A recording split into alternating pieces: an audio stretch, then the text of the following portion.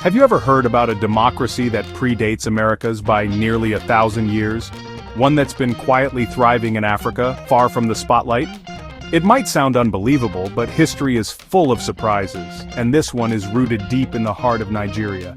Imagine a constitution written in the 800s, centuries before the Magna Carta or the US Constitution, laying out principles of freedom, justice, and the rights of individuals. This isn't a myth or a legend, it's a documented reality, preserved in ancient manuscripts and oral traditions. And yes, it's all true, and it all comes from Nigeria, a country whose story is so much richer and more complex than most people realize.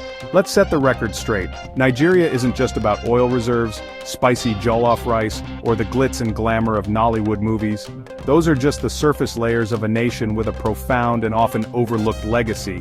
If you dig a little deeper, past the headlines and stereotypes, you'll uncover a democratic tradition that outshines most countries both in age and in spirit. Nigeria's history is filled with stories of self-governance, community councils, and systems that valued every voice. Long before Europe emerged from the Dark Ages, the Igbo people of southeastern Nigeria had already established the Ohana-Eze, a sophisticated system where every adult, regardless of gender, had a say in community decisions. This wasn't just a council of elders, it was a true assembly of the people. Yes, you heard that right, full participation, including women, centuries before the concept of democracy even began to take root in the West. While Europe was still grappling with monarchies and feudal lords, Nigerian communities were practicing inclusive governance. And here's something even more remarkable. Nigeria's pre-colonial societies had written constitutions and legal codes that protected individual freedoms, ensured due process, and set out clear rules for leadership and justice.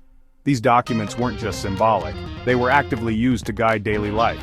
That's not just old, that's world-leading. These ancient systems were ahead of their time, setting standards that many modern democracies still strive to achieve.